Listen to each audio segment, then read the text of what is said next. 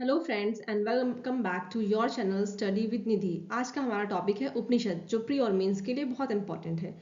तो उपनिषद के बारे में आएगा तो आप किस तरह से लिखेंगे, किस तरह से आप आउटलाइंस बनाएंगे, तो ये है। फर्स्ट हम किस तरह से लिखेंगे, देखिए। भारतीय संस्कृति के श्रुति धर्म ग्रंथ। यहाँ श्रुति धर्म ग्रंथ से मतलब है सुना हुआ, मतलब ईश्वर की जो वाणी है। प्राचीन कालों में क्या होता था, प्राचीन समय में ऋषि मुनि के द्वारा जो भी बोला जाता था तो उसे शिष्य द्वारा सुन लिया जाता था और उसे सभी जगह फैलाया जाता था। ठीक है, तो यही होता है हमारा क्या, श्रुति धर्म ग्रंथ। फिर भारतीय दर्शन का स्रोत अथवा पिता कहा जाता है उपनिषद को। भारतीय दार्शनिक विचारों का प्राचीनतम संग्रह है। जो उपनिषद होते हैं ये वेद, जो हमारे चार वेद हैं, ऋग्वेद, सामवेद, यजुर्वेद और अथर्ववेद।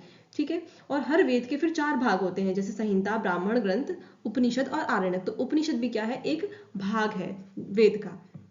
तो भारतीय दार्शनिक विचारों का ये प्राचीनतम संग्रह है। दर्शन पर आधारित पुस्तकें हैं ये। इनकी कुल संख्या 108 है। ठीक है, 13 मूलभूत उपनिषदों की श्रेणी में आता है और मुक्ति को उपनिषद के अनुसार इनकी संख्या 8 बताई गई है। किसके अनुसार, मुक्ति को उपनिषद जो है उसके अनुसार इसकी संख्या 108 बताई गई है।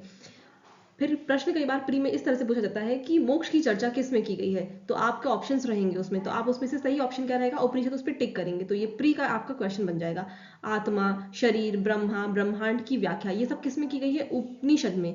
ठीक है, तो ये सारे वाक्यों में से अगर कुछ भी आपके ऑप्शन में इन केस प्री में आता है तो आप क्या टिक लगाएंगे, उपनिषद। ठीक है, तो यहाँ से आपका देखिए प्रीलिम्स के कितने फैक्ट क्लियर हो जाते हैं। आध्यात्मिक मानसरोवर कहा जाता है, अगर ये टैगलाइन आ गया ऐसे, आध्यात्मिक मानसरोवर कहा जाता है निम्न में से किसे। ठीक है, ऑप्शन आ जाएगा वहां पे, उपनिषद, ब्राह्मण उपनिषद, वेद, ऋग्वेद, तो आप किस पे टिक लगाएंगे, उपनिषद पर।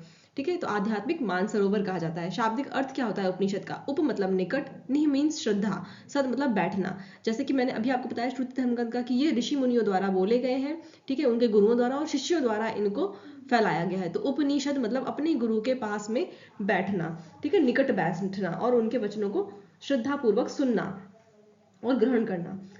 फिर बात करते हैं, जगत गुरु आदि शंकराचार्य ने 10 उपनिषदों पर अपना भाष्य दिया है। आपको प्रश्न आ सकता है, 108 उपनिषद है, हमने ऊपर पढ़ा कि संख्या कुल कितनी है, 108, लेकिन उन 108 में से 10 जो उपनिषद है उस पर शंकराचार्य जी ने अपने भाष्य दिए हैं। क्या नाम है उनका, तो उनका नाम याद रहना चाहिए, प्री में आपका प्रश्न आ सकता है। ठीक है, ईश्वास्योपनिषद, केनोपनिषद, कंठोपनिषद, प्रश्नोपनिषद, मुंडकोपनिषद, मांडुक्योपनिषद, ऐत्रेयोपनिषद, तैत्तिरीयोपनिषद, छांदोग्योपनिषद और बृहदारण्यको उपनिषद। ठीक है, तो ये सारे जो 10 उपनिषद है इनके नाम आप 2-4 बार रिवाइज करेंगे और आपको याद हो जाएगा। फिर किस उपनिषद में किसका विवरण है, ये प्रश्न कई बार हमारे प्री में आता है कि निम्न में से, मतलब ये कोई दे दिया एक वर्ड, पूछा कि किस उपनिषद में इसका विवरण मिलता है, कहाँ से लिया गया है। ठीक है, तो है तत्वमसी, तो ये छांदोग्य उपनिषद है, वहां पर इसका वर्णन मिलता है। फिर है यम नचिकेता संवाद, काफी फेमस संवाद है, ये प्रश्न कई बार प्री में आ भी चुका है, बहुत से एग्जाम्स में पूछा जाता है। तो कंठोपनिषद से हमको ये मिलता है, कंठोपनिषद में इसका वर्णन या विवरण हमको मिलता है। फिर हमारा जो ध्येय वाक्य, राष्ट्रीय आदर्श वाक्य है, सत्यमेव जयते, कहाँ से मिलता है, तो मुंडकोपनिषद से लिया गया। मतलब जो सत्यमेव जयते हम लोग ये सुनते हैं, ठीक है, राष्ट्रीय आदर्श वाक्य है जो हमारा, वो कहाँ से लिया गया है, कहाँ से उसको उद्धरण किया गया है, तो मुंडकोपनिषद से। फिर राजा की उत्पत्ति का जो सिद्धांत है वो ऐत्रेय ब्राह्मण ग्रंथ है, वहां से लिया गया, उपनिषद से।